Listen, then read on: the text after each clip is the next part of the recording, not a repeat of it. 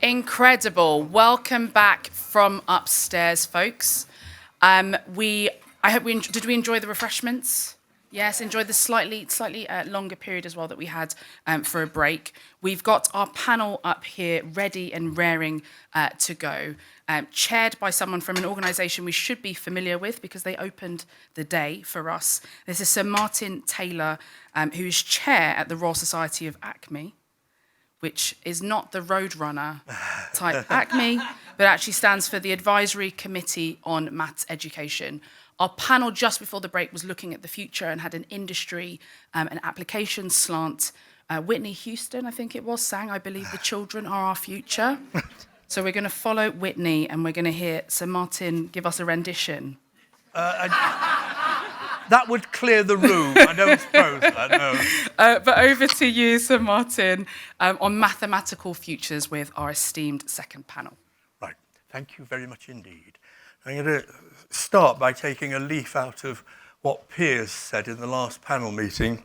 He declared himself the dirtiest kind of mathematician. I want you to know I'm the purest of the pure. I'm an algebraic number theorist. But I must say, getting down to the business, I'm very, very pleased to be here to chair a discussion about maths education in schools and colleges. And that's because I think this really underpins all the other things that we're going to be talking about today. So in this session, we're going to be talking about 4 particular topics. There'll be the changing nature and importance of maths and data science in the 21st century, something we all heard a bit from the panel. This then leads us to think about the mathematical skills that are needed both for individuals and also for society, so all thrive. And we then have to consider the role of the education system in meeting those needs. Thirdly, we need to ask ourselves how we can ensure access to maths degrees in order to maximise the number of students that we get into the discipline. And finally, we shall ask, how can we fix the maths teacher and recruitment crisis? So in today's mathematical world, we have mathematics and data science everywhere. Their influence is growing and the world is changing rapidly. Now you might recognise some of those words. They came from Adrian. We're from the same stable, the Royal Society. And if what I say doesn't align with what he says, I shall be in big trouble. All right. So listen carefully. In this changing world, we shall have to equip young people with the mathematical and data education that they need. And to do this, our education system needs to look forward and change to give people these skills. Now, we've done a piece of work at the Royal Society called the Maths Futures Programme, and it shows how urgently we need to reform mathematics education.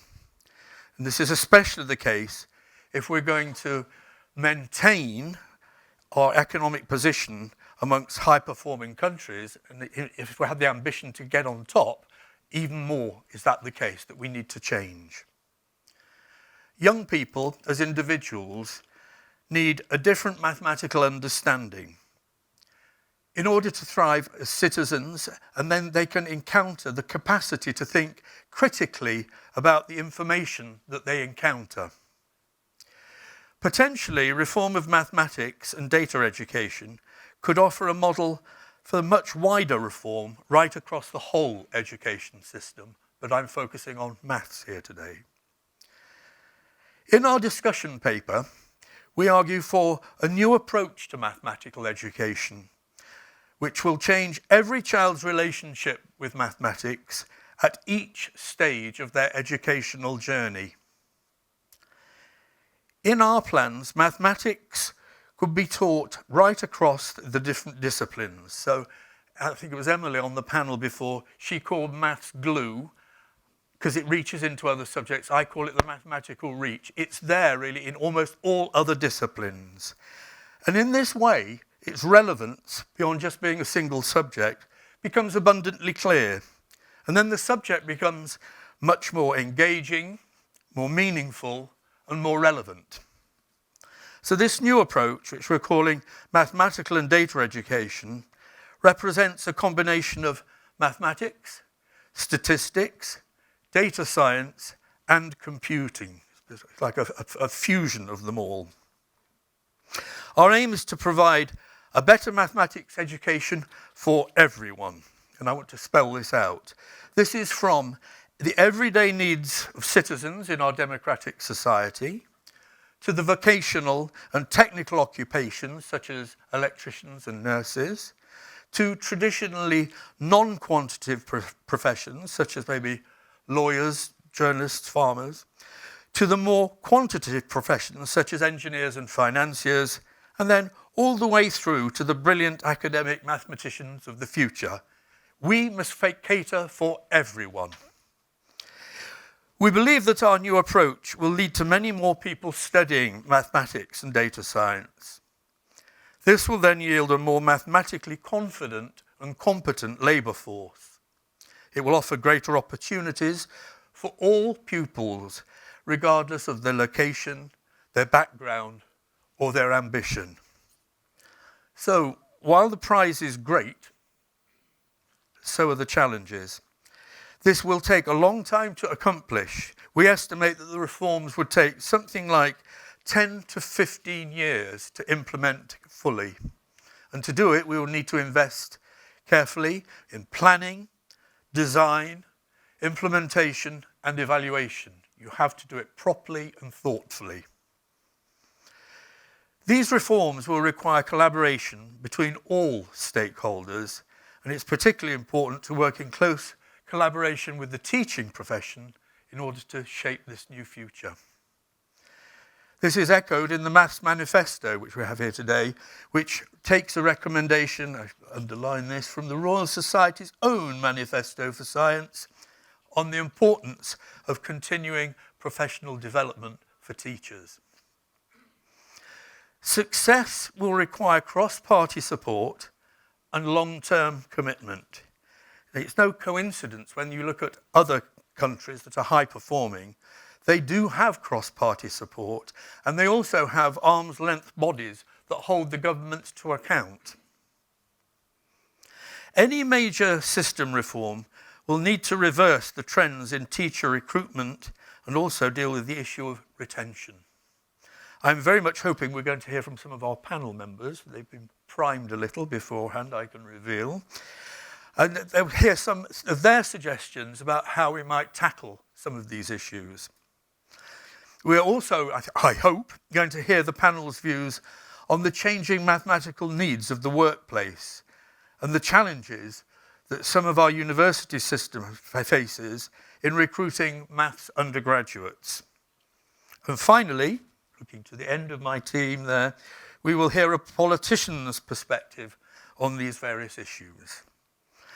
So I'm now going to turn to our panellists, and I think my brief's slightly different to Tom's, so you have to listen and spot the gaps.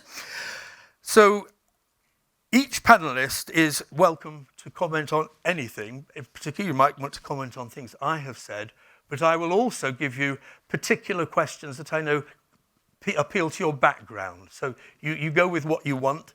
You get 3 minutes roughly. Remember, I have a monster clock down there to keep track of these things, okay? And then we shall open up, this is the bit I really want to get us to, open up a discussion amongst the 5 of us with some energy. And then after that, if the big clock still allows, we shall open questions up to the floor. So, I have them seated in good order. Our first panellist is Lucy Marie Hagues, who is the CEO of Capital One UK.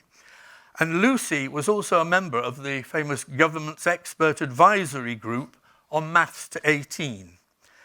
So, Lucy, what I would particularly like to hear from you about as a major employer is what skills you think young people need in the workplace.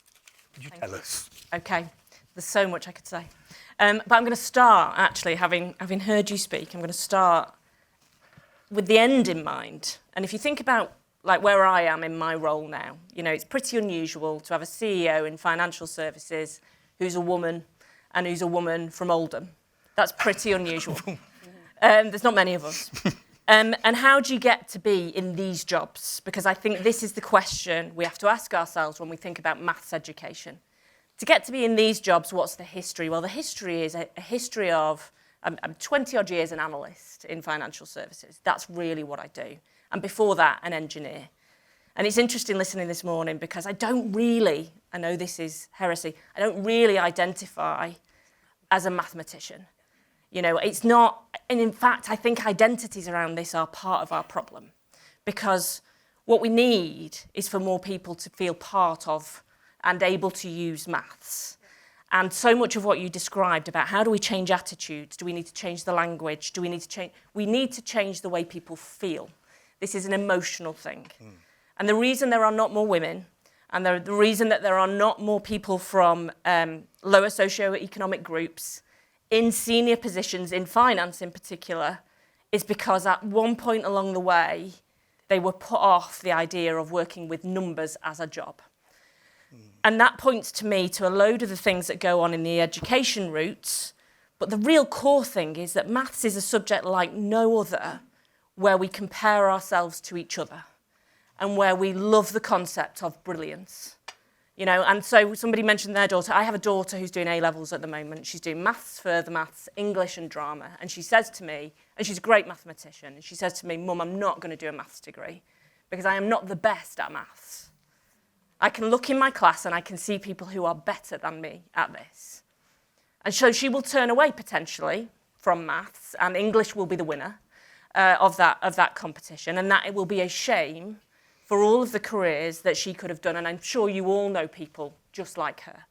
Because our whole education system is based around what are you the best at, and therefore what should you pursue. And so we won't be more inclusive while we continue that. And so one of the things for me is, well, as an employer, what do I care about? I do like to have some of the best mathematicians. I like to have the most creatively brilliant mathematical minds who can build models that help me to beat my competition, to win in my marketplace, to do all the e-commerce stuff that we talked about this morning. I love that stuff. But actually what I really need in the majority of the roles in my business are people who are competent and confident when working with numbers. People who, when they need to go learn something new about maths, are confident to go Google that thing or go look it up and teach themselves, because none of us keep our maths knowledge in every dimension current at any given moment. But what we have, because we've been trained in it and because we're confident in it, we have the ability to go teach ourselves. And so when I'm hiring people, I am looking for people who have that confidence, some degree of competence, and learning agility. That's what I want. And that is the big challenge that we have, because what we know from the data, we know that people opt out all the way along, not because of capability gaps between genders or between socioeconomic groups, but because of confidence gaps. And it's creating a societal problem for us all, and it means that when we go looking for the best people to hire, the range isn't as wide as it could be, and our economy suffers as a result of all of that. I don't know how many minutes I used. Yep. I think 4. Okay. Not bad. Well done. Within the range. No, but there was something I really wanted to ask you there. It's about your daughter. If we had the brave new world that I was espousing, with mathematics and data and digital skills, do you think there would be a much better chance of her sticking with maths, or do you think that actually, even so, some people just don't like maths that much? And how do you think it would go? I'm just interested in an example. What she wants, as somebody who's pretty academically good, is she wants to be brilliant at something. And so the problem is you can rebrand it all you like. That's what I wondered. My worry with it is that if you start selecting for brilliance at 11, at GCSE, at A-level, you can't see brilliance there. You can see ability to learn that particular curriculum. The brilliance can come way later. She has the potential to be a brilliant mathematician. Our ability to spot brilliance is very flawed. And so what I would like us to do, the thing that would help her, is if the way that education was constructed was, hey, we're going to worry about your brilliance later. Yes. What we're looking for right now is, can you do it? Yes. Are you capable?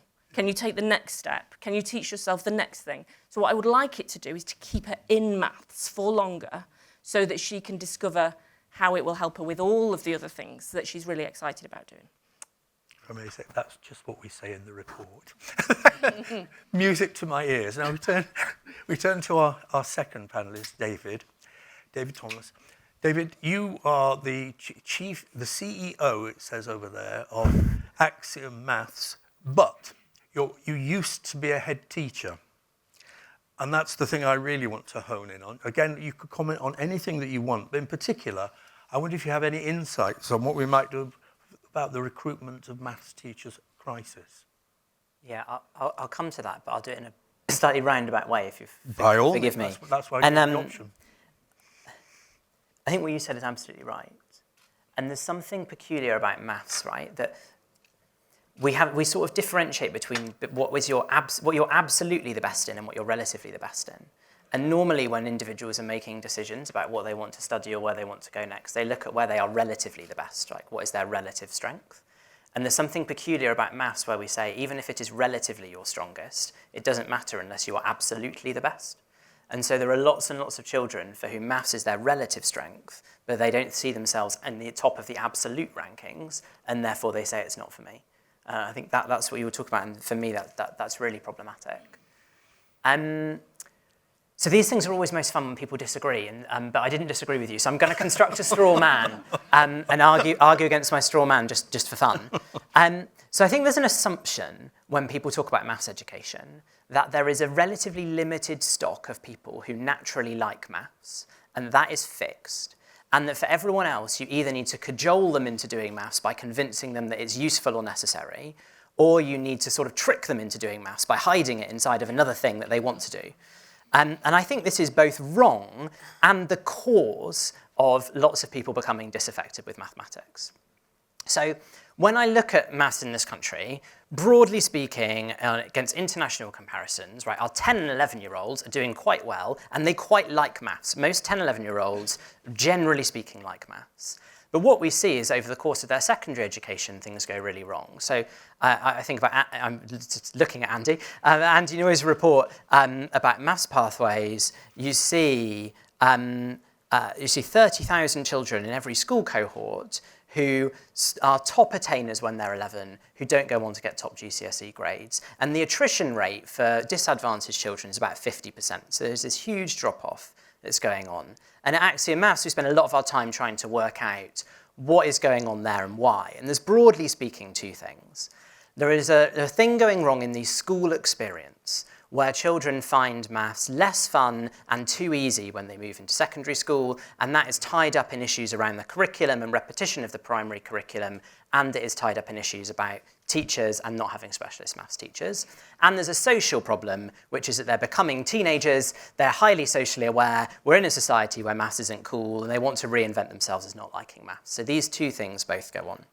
And my concern is that when you start going down the road of changing maths education, which I do think we should do, by the way, we can sometimes conflate multiple problems together and end up making this issue worse. So when I look at the pipeline, I see two things going wrong. There is a problem towards the end of it, in later teenage years, call it 16-year-olds who are disaffected, turned off from maths, but do need to carry on doing some of it. And for them, we probably do have to do the tricking thing. Right? We probably do have to embed maths within the course of study, the thing that they want to do anyway, and get them carrying on with it. But it's really different to the problem for 10 and 11-year-olds. The problem earlier on in the pipeline is that there are kids who love maths where we need to sustain their interest. And when we treat them with the policy answer that is the answer for holding on to disaffected 16-year-olds, we actually generate disaffection in the 10 and 11-year-olds. So when you speak to 10 and 11-year-olds about going to secondary school, they say their teachers in secondary school try much harder to make maths fun than their teachers in primary school, and yet they find it much less fun. And they really appreciate their teachers' energies that have gone into trying to make their maths lesson about football or fashion or turn it all into a game, but they frankly find it patronising, and they would much rather do interesting maths.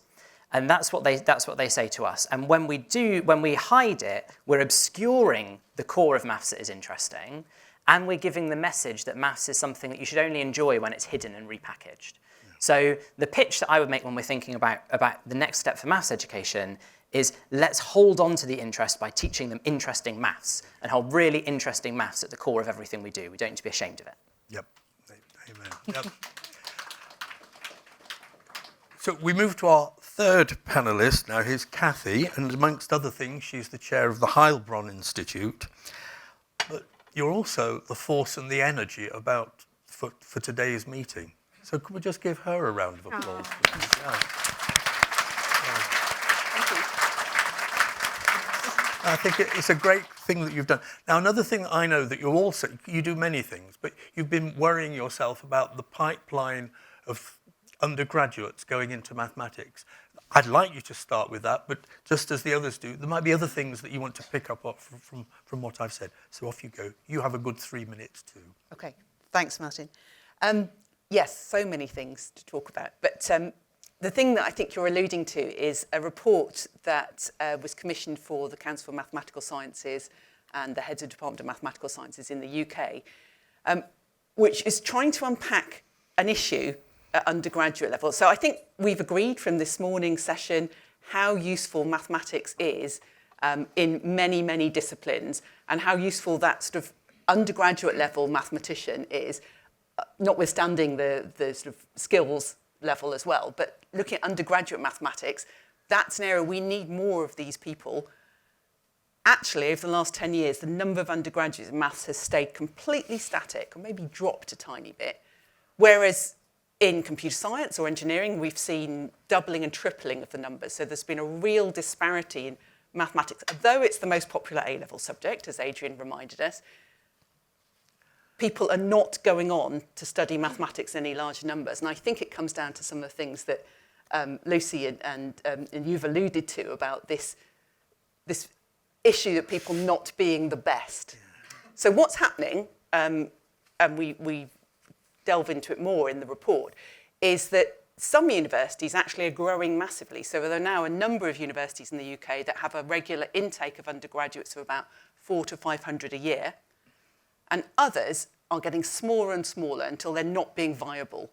And what links those ones that have been very successful and getting lots of students in is the grades that they're asking for. They're asking for A-star A-level maths, the top possible grade. And so it's back to this thing of young people thinking, if I'm not the best, well, I won't even try to do mathematics. And their teachers saying, okay, you're good at maths, you might get a B, you might get an A. Why don't you go and do computer science or engineering, where you can get into some of the most prestigious universities, rather than follow your passion to do maths? So what we unpacked in the report is, okay, what happens to these young people who go through these different kinds of maths degrees? Are there materially different results? And the answer is no. Employment rates for young people, graduates from all mathematics degrees, regardless of what the students went into with their A-level, is the same. They might do different kinds of jobs, and this comes back to the teacher shortage problem. A much larger proportion of graduates from the lower tariff universities, which are all good quality, I have to I could really vouch for, about 25% of those young people go into maths teaching. 8% of the people from the upper ranges, the A-star students, go into teaching. So we're perpetuating this cycle if we don't do something about it. So that was the report. I think it speaks to your daughter's issue, maybe, that I don't know whether it would assure her if she thought that actually the outcomes, even if I enjoy maths and I could be good at it, I'm not going to be the best, still the outcomes might be great. Can I follow up with a subsidiary on that? Because it may be that I see a potential solution from some of the things that I said and some of the things that are in the report and were not said, really. And that is that one notes that for people with, I'll call them, middling GCSEs in maths, there's nothing really for them to go forward with after 16. I know there's core maths, but as you heard, so many people don't take it yet. But if you had a pathway like that, do you not think that would address that problem of people taking it through to 18 and then being able to go on and do it? I think it might. I think there's other work that we need to do first around encouraging, so teachers and careers advisors in schools need to understand that mathematics outcomes. So the employment is very good. I've already mentioned it's one of the highest for any discipline. The salaries are very good. why are they not encouraging young people to go into mathematics? Maybe I think the careers advisors and teachers also think that it can only happen if you're at the very top. So I think it needs to go alongside public information, really, and campaigning. And one of the results we're seeing, not just the lack of teachers, but is appearance of deserts, maths deserts, yes, where there's a young person who's could be actually really, really outstanding at maths at 18, has nowhere local to go and study mathematics, or they're pretty decent at maths, but there's nowhere for them to go. So that's, I think, a campaign around that would pay dividends. Well, I'd like to illustrate what you've said there by my own personal experience when I was about 15 and was summoned to go and see the careers advisor. And he said, "Yes, Martin, your maths is very good. What do you want to do?" I said, "I'd like to be a mathematician." And he said, "Oh." He said, "Well, you do realise you could only be a teacher with that." Notwithstanding, I loved my maths and I persisted, but see how the world has changed now. As we may hear from Catherine in due course, the world is your oyster, really, once you've got strong mathematics. And that leads me then to you, Catherine. So people will see, yes, you are the MP, you are also the shadow schools minister, and that leads us to a very big question, which I think just about everyone in the room would be asking you. Mm-hmm. What will Labour do about maths education? No pressure. Just a small question to answer in 3 minutes. Thank you so much. You can have a little more if you wish. Oh, thank you. Thank you so much for inviting me today. This is an incredibly important discussion. I'm really enjoying it already. And I think there are some interesting points of contrast and agreement in the discussion that we're going to have. I have to admit, though, that when I got the invite to come today, I got a fleeting sense of maths imposter syndrome that I experienced at school, and I presume none of you did. And I'm one of those people that generally feels more comfortable around words than numbers. I am a politician, although I don't identify as one. Before that, I was a lawyer. Before that, I did a history degree. So words have always been my craft. And I know that people who are, the exact opposite, who revel in numbers, revel in data, and, they are perfectly accomplished in reading and writing and expressing themselves, but feel very comfortable or more comfortable around digits. And I think sometimes in the school system, we risk compartmentalizing children in that way, sometimes from a very young age, and create the impression that, if you're really good at maths, then, you're unlikely to be as good in art or English, or if you're really gifted in crafting words, then, science is not going to be your thing, or maths. And clearly that couldn't be further from the truth. And as for my own maths journey, I really struggled with maths at school. But I was, in the end, one of the top mathematicians in my class at GCSE. And it was a remarkable feat, and my mother still marvels at it. But it was my mathematician big brother who sat down with me at age 11, and we went back to basics because I had missed my primary maths education. And my mum used to always as well, whenever I came home and said, "What's for tea, Mum?" she would say, "Well, what's 6 times 7? And she did that relentlessly, and I ended up getting a very good mark at GCSE and was one of the top mathematicians in my class. So I truly believe that every child has that, capacity within them, and how we teach it really matters. Which is why I was quite excited today to set out Labour's stall on maths education and this shared view that we all have, that everyone should be equipped with those skills in maths and that we should teach it to the highest standard at every level. And I share the concerns that so many children are leaving school without those essential skills in maths and are really being let down in that sense. Because, as you've all talked about, we know how important maths is to future life chances. We know it provides many of those skills that employers are looking for. It equips us all with skills for life, of problem solving, logic and communication. Yet we haven't seen any improvement really since 2015 of the outcomes of young people getting maths GCSE. And we know that this is a particular problem for children coming from the poorest households and children who who receive free school meals. And so we know that this is a challenge. It's not just a challenge for our school system, and as you've rightly demonstrated today, it is a challenge for our whole country and our whole economy. And there is a particular challenge, as you mentioned, about the recruitment of maths teachers. And I think some of that is core to the solution to this, because more than 1 in 10 maths lessons are currently being taught by a non-expert maths teacher. 45% of schools report at least some of their lessons are taught by non-specialists, and we know that the recruitment targets for maths teachers are being missed year on year. Last year they recruited just 63% of the maths teachers needed, and in physics it was 17%. So this is really storing up problems for the future as well. And we know that, and I think we talked a lot about how you teach maths and how do you develop that love of maths. And I think if you aren't even taught by someone who is a maths specialist, I think that is really undermining children's chances of developing that love. And so we really want to focus on improving that teacher recruitment and teacher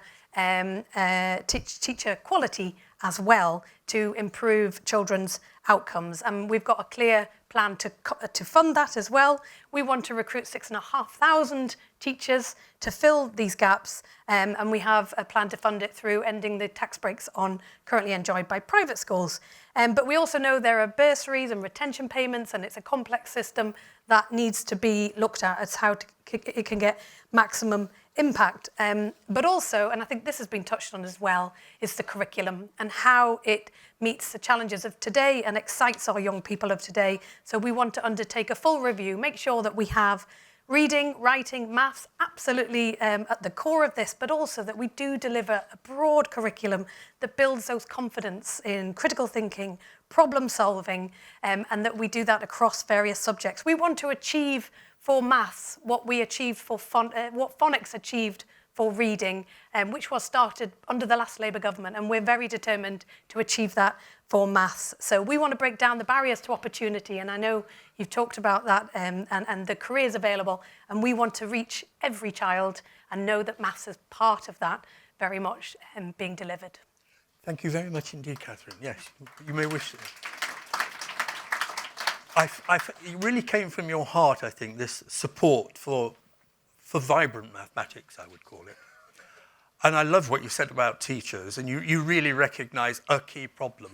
But the thing I'd like to push you just a little bit more on, that you say there'll be a curriculum review, but we've been outlining more than just a curriculum review here. We're talking about a programme for change. And as I'm going to say in a minute, this is going on all around the world. It's not a matter of if we're going to do it, it's when we're going to do it. And I'd like to know how you feel about change.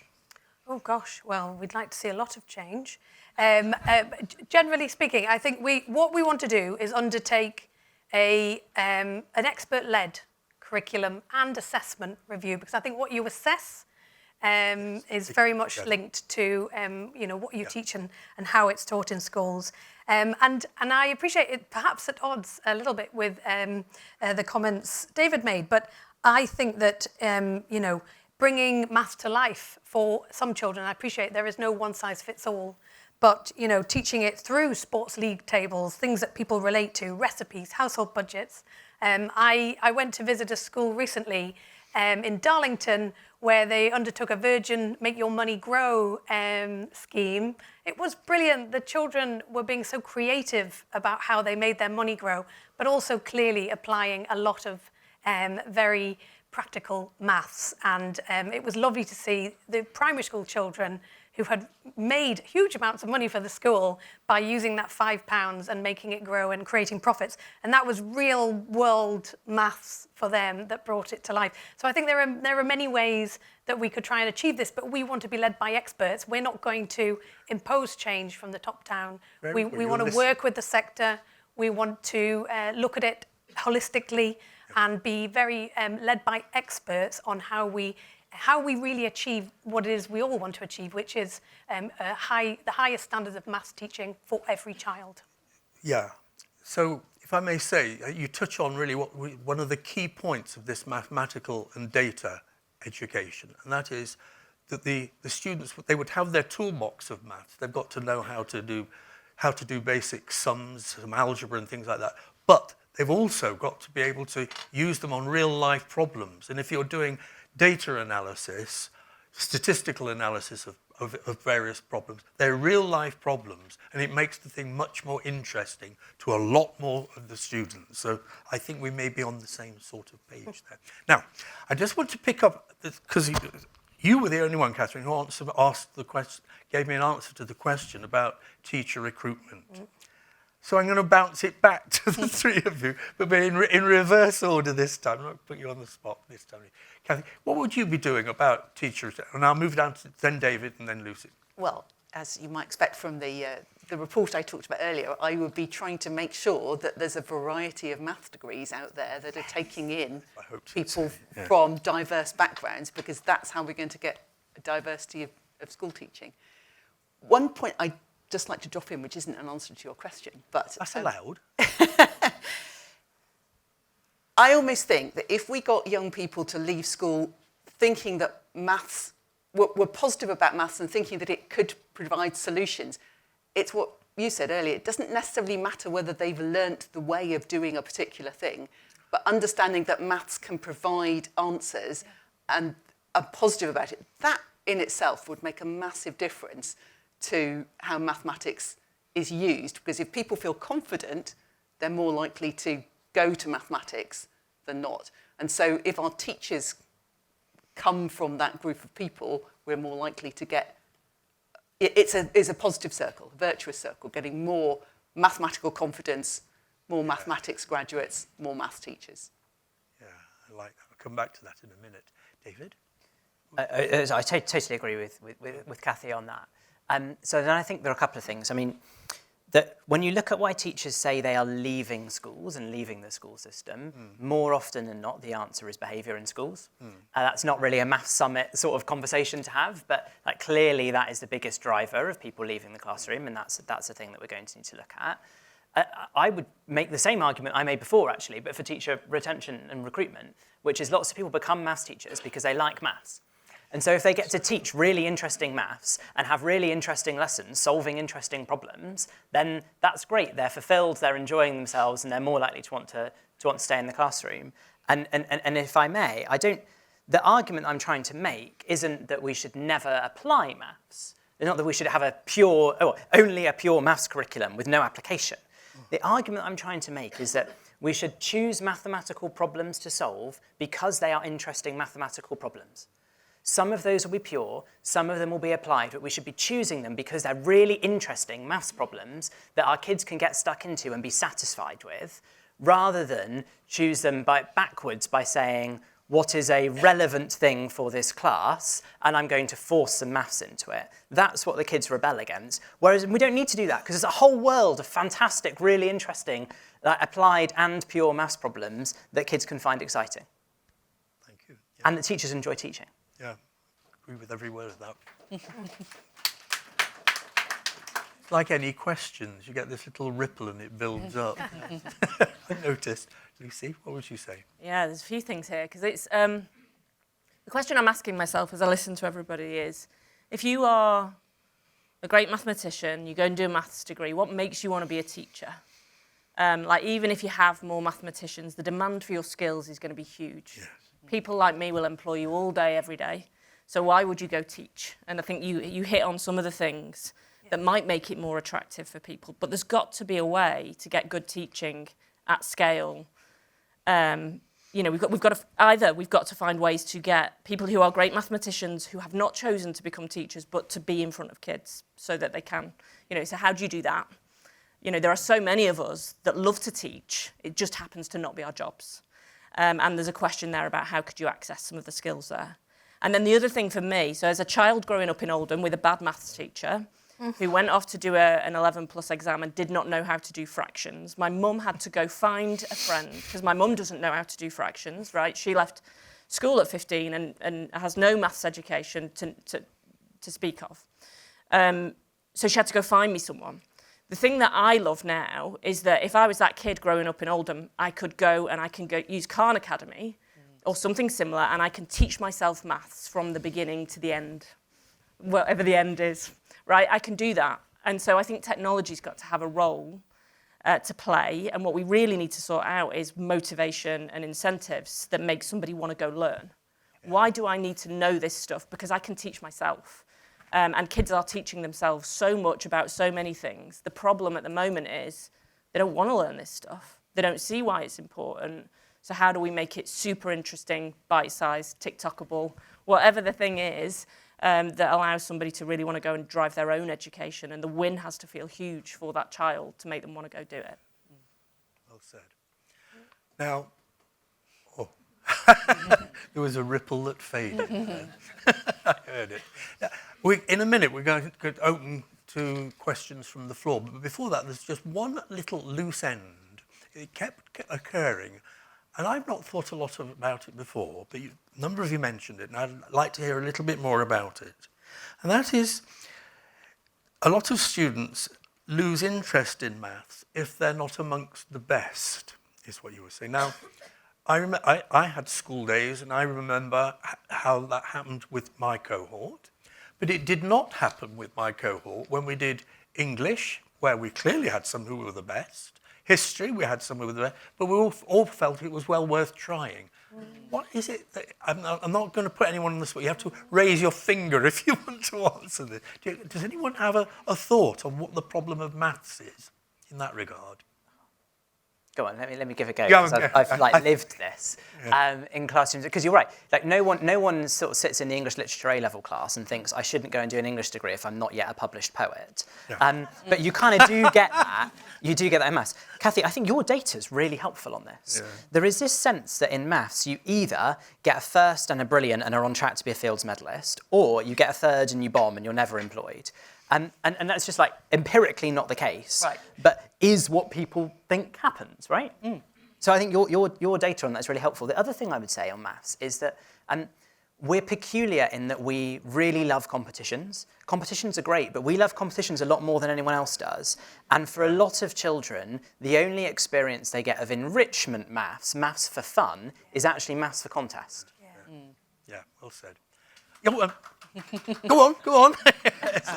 Right, now Lucy has a contribution, and then unless anyone's going to flag it, I'm going to move to questions on the floor, because that would be nice. Yeah, I suppose the one thing I did want to call out on it is that when we think about how good you are at maths, well, first of all, the whole questions, the whole point is a bad one, right? Goodness and badness and the whole fixed mindset is just damaging.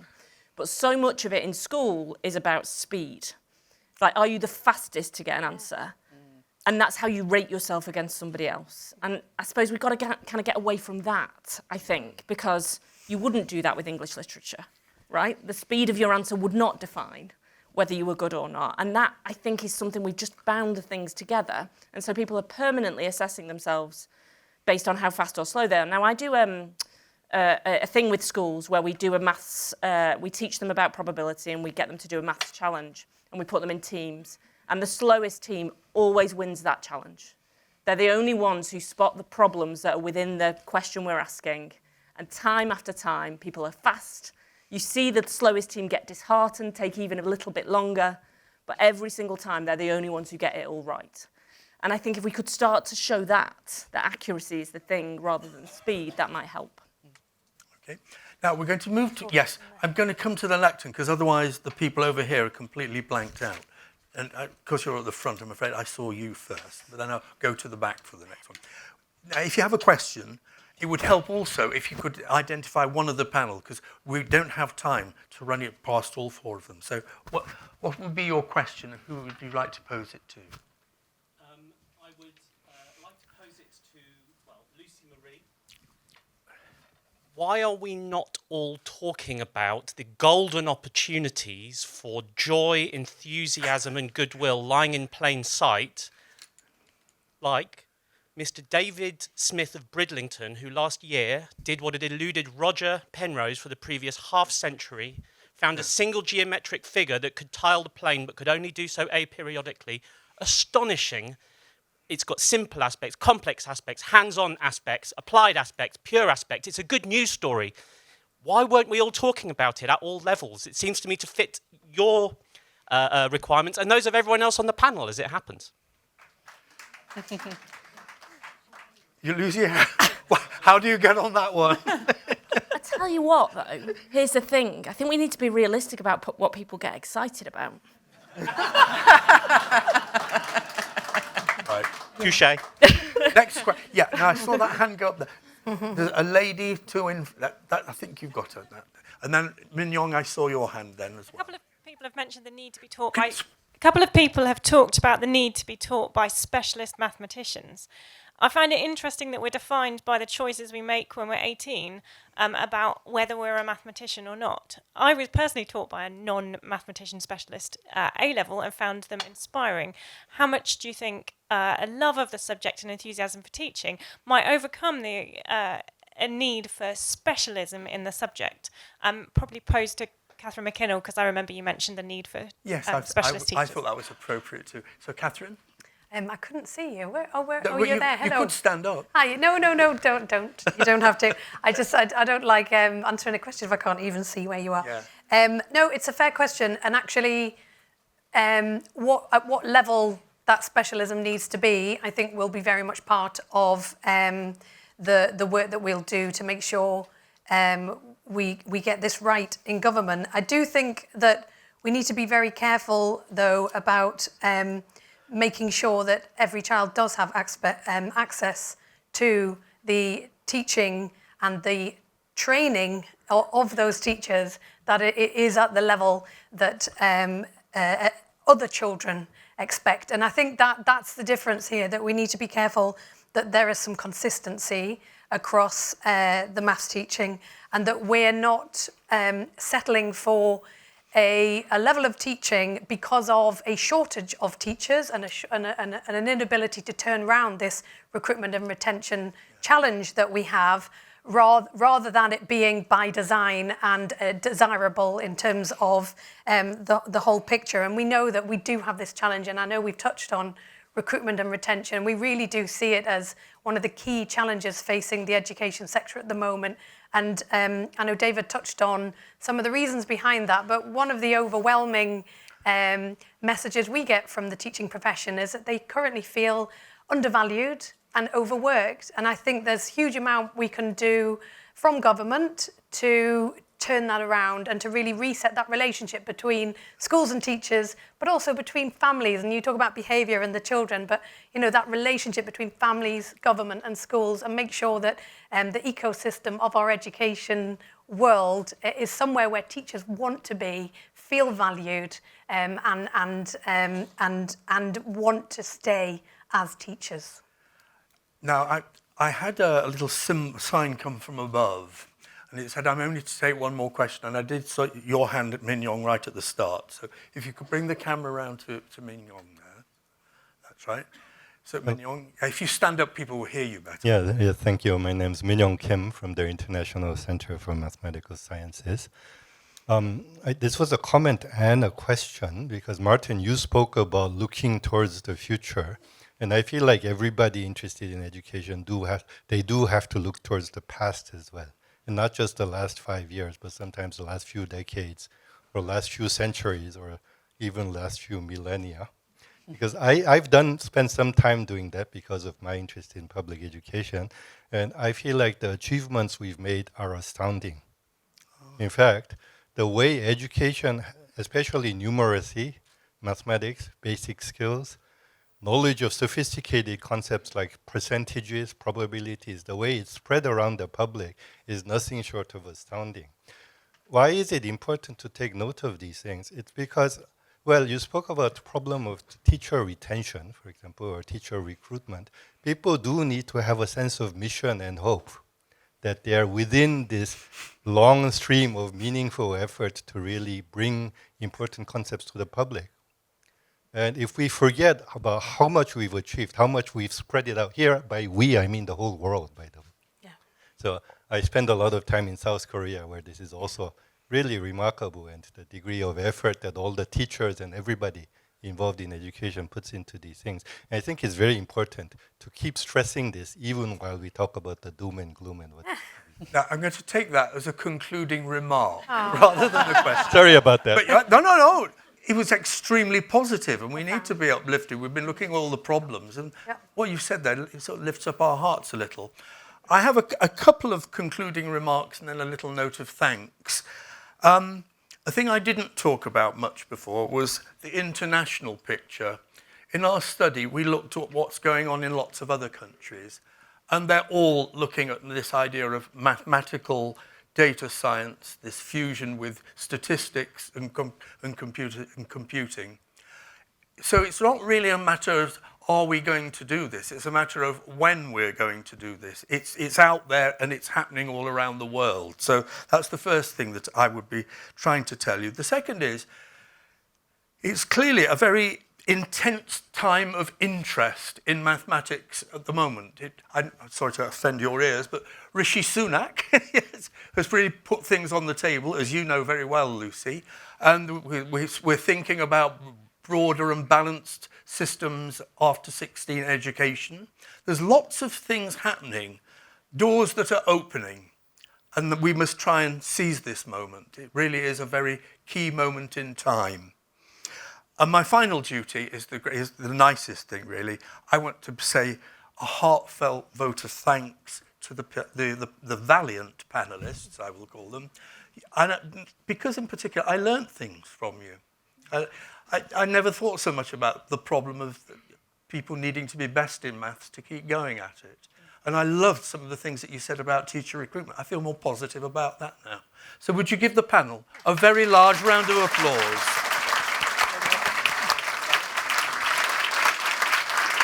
We're done.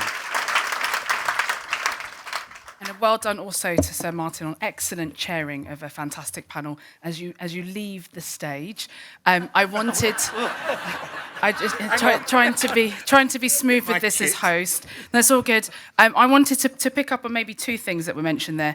One, the idea of the slowest team wins, which I think is a lovely way to think of it. Those of us that have spent a lot of time with problem sheets will know that you have to take your time with these things. But you know that's definitely something to cling to.